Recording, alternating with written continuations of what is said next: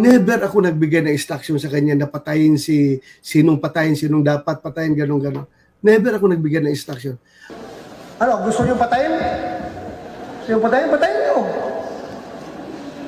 Puntahan niyo. Buhusan niyo ng gasolina. Yung bahay, sindihan niyo. Pakita ninyo na galit kayo sa kanila.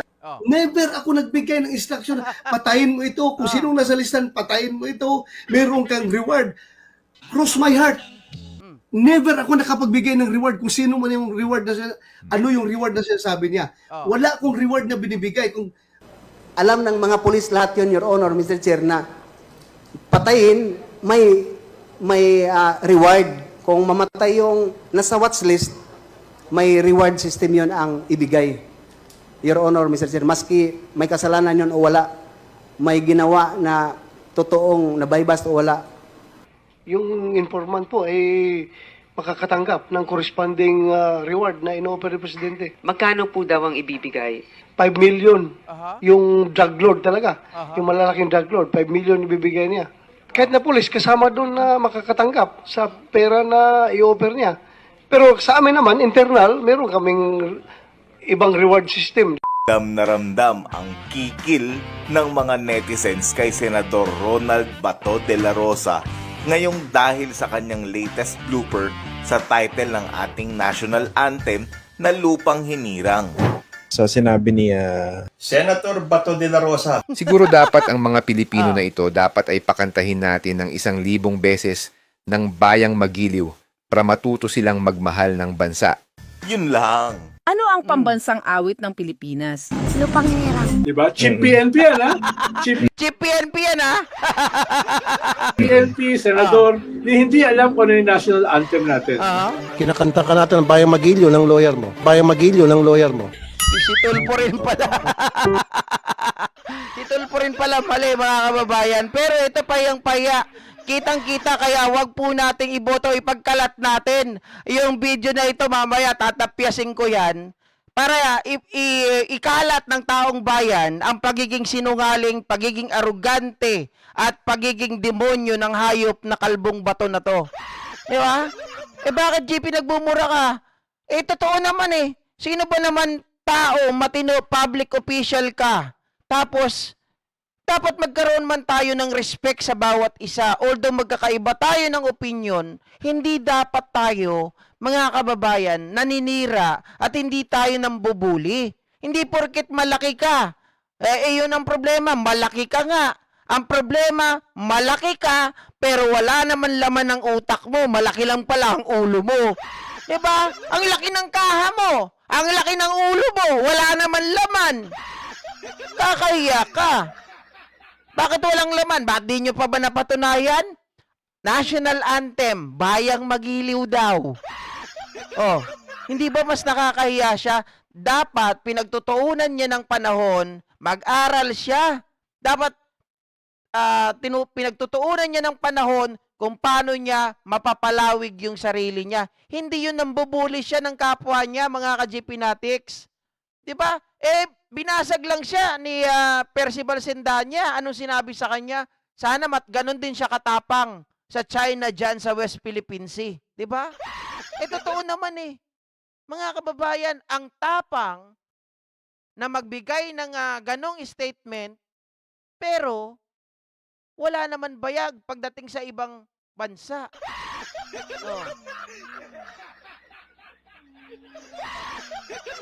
Diyos ko. Ano naman ang sinabi ni Laila de Lima dyan, mga kababayan? Ako dito, agree ako ha.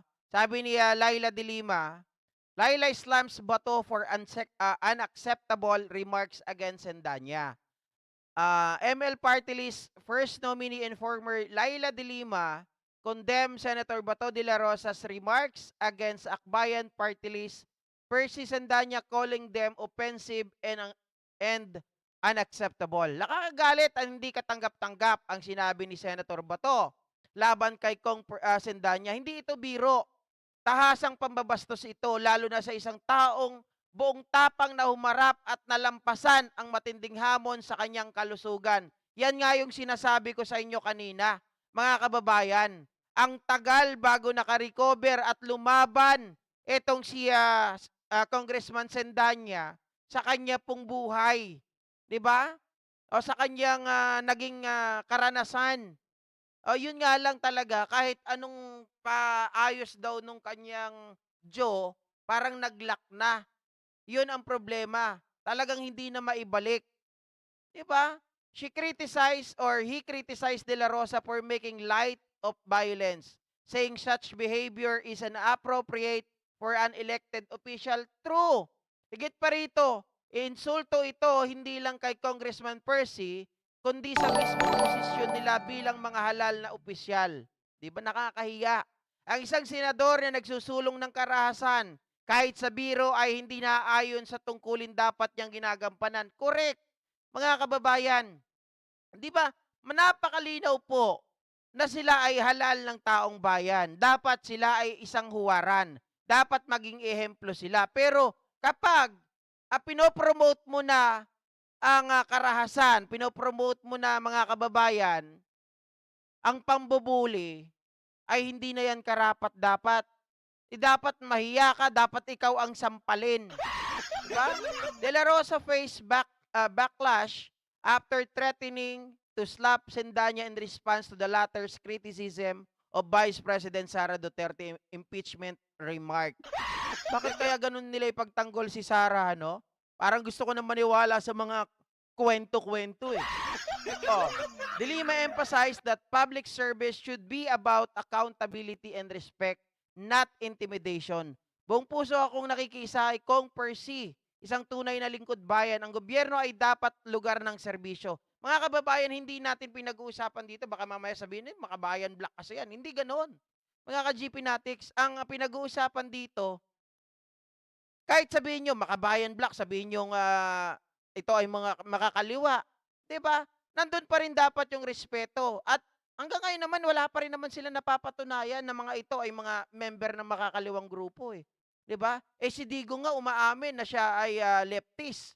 'Di ba? Kauna-unahang president na leftist. Sino pang tumulong sa kanyang 2016 sa eleksyon? Isa rin si Joe Masison. 'Di ba? Mga kababayan? Oh. Ang gobyerno ay dapat lugar ng serbisyo, hindi ng paninira at pananakot. Ang kailangan natin, respeto, pananagutan, at tunay na malasakit sa kapwa. Wala po sa kanila yun.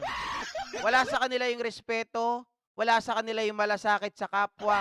Ang mayroon lang sa kanila kayabangan, kahambugan, 'di ba? At yung kabubuhan at katangahan. Ganyan ang gusto nyong iboto? Walang laman ng ulo, ang lapad ng ulo, ang lapad ng katawan, pero wala naman sentido komon. Wala naman pong utak. 'Di ba? Parang pag binuksan mo 'yan, ang nakalagay doon uod eh. 'Di ba? Sobrang uod lang talaga ang laman siguro ng utak nito ni Senator Bato. Yung uod pa, sabi yun pa yung nagsasalita. Diba?